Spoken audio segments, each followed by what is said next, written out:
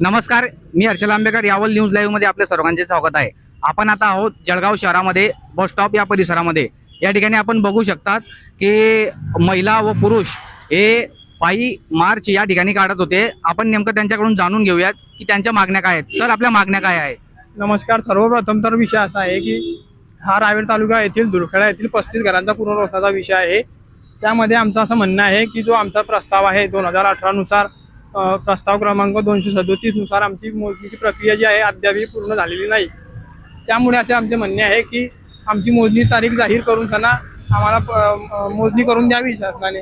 आता आपण हा मोर्चा कोणत्या कार्यालयावरती नेणार आहोत? आता आम्ही JS ग्राउंड येथे आमरण उपोषण करण्याचा निर्णय घेतलेला आहे. आपण हा मोर्चा कोणत्या कार्यालयावरती नेणार आहोत? आता आम्ही JS ग्राउंड येथे आमरण उपोषण करण्याचा निर्णय घेतलेला आहे.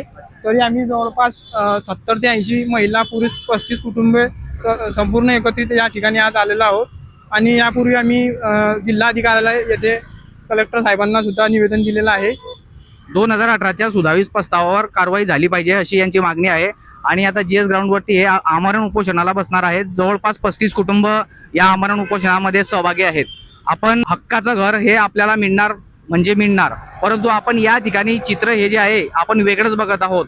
पुनर्वसनासाठी या नागरिकांना स्वतःच्या घराच्या हक्कासाठी लढावं लागत आहे व उपोषण करावं लागत आहे.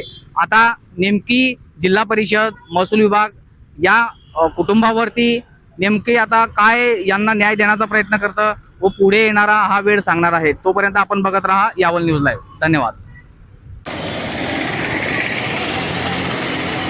काही नेमकी आपल्या मागण्या काय आहेत?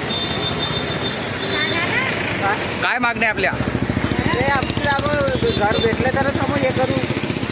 भेटायला पाहिजे आम्हाला.